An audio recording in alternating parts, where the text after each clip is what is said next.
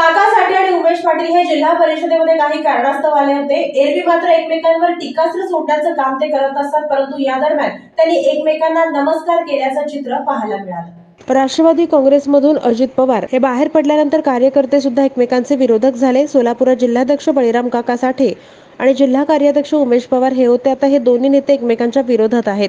काही दिवसांपूर्वी शरद पवार राष्ट्रवादी गटाचे सोलापूर शहराध्यक्ष भारत जाधव यांनी वयाच्या कारणानिमित्त उमेश पाटील यांना छेडलं असता त्यांनी जर भारत जाधव यांना वयाची अट लागू शकते तर काका साठे यांना का नाही असं म्हणून नव्यांना संधी दिली पाहिजे अशी प्रतिक्रिया दिलेली होती। दरम्यान दुसऱ्याच दिवशी राष्ट्रवादी काँग्रेसचे चिन्ह आणि पक्ष अजित पवार यांच्याकडे गेलं। याचवेळी काही पत्रकारांनी जिल्हा परिषदेमध्ये काका साठे यांना उमेश पाटलांच्या भूमिकेवर प्रतिक्रिया विचारली, तेव्हा पक्ष आणि चिन्ह गेल्याचा सगळाच राग काका साठे यांनी उमेश पाटलांवर काढल्याचं पाहायला मिळालं।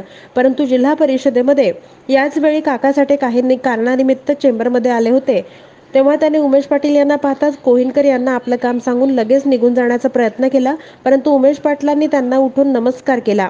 उमेश पाटलांनी दिलेला आदर पाहून काकांनी सुद्धा त्यांना तितक्याच सन्मानाने नमस्कार केला। लगेचच त्या ठिकाणी उपस्थित असलेल्या काही पत्रकारांनी हे फोटो घेतले, तेव्हा उमेश पाटील यांनी पत्रकारांना प्रतिक्रिया देताना काका साठे हे ज्येष्ठ नेते आहेत, त्यांना आमच्यावर रागवण्याचा पूर्ण अधिकार आहे। मुळातच आम्ही एकमेकांचे नातेवाईक आहोत असं म्हणून त्यांनी विषयावर पडदा टाकण्याचा प्रयत्न केला।